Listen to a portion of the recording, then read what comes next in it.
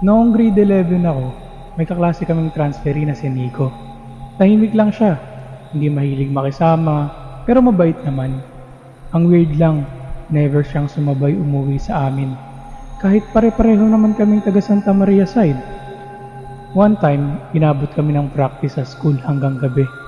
Bandang 8 p.m. na yata. Umuulan pa nun.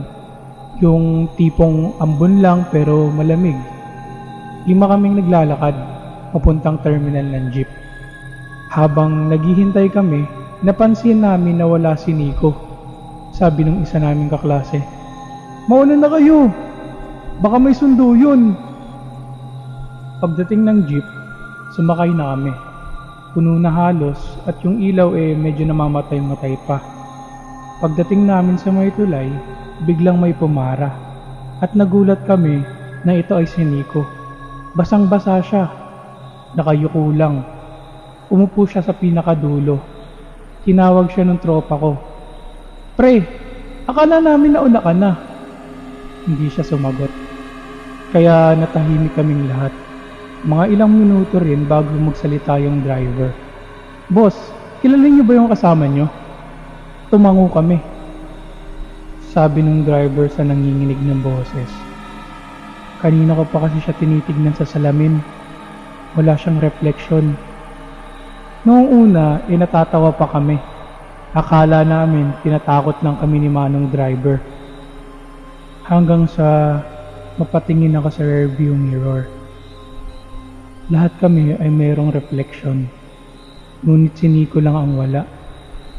Doon na kami nagsimulang kabahan lahat. Biglang huminto yung jeep ng kusa. Ayaw na umandar.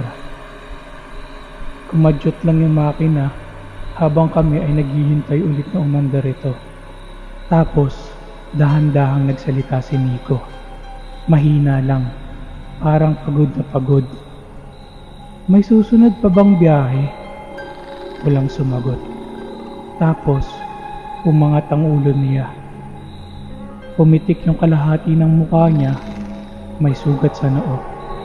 Tapos yung mata niya, sobrang namumula.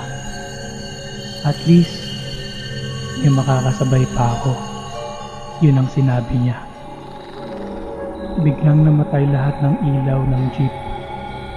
Narinig na lang namin yung sigaw ng babae sa harapan.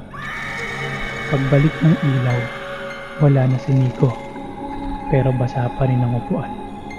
Kinabukasan, hindi pumasok si Nico. Hanggang sa nalaman na lang namin na may aksidenteng nangyari sa tulay kagabi. May sedanting nabundol ng truck habang tumatawid sa ulan. Bandang 7 p.m.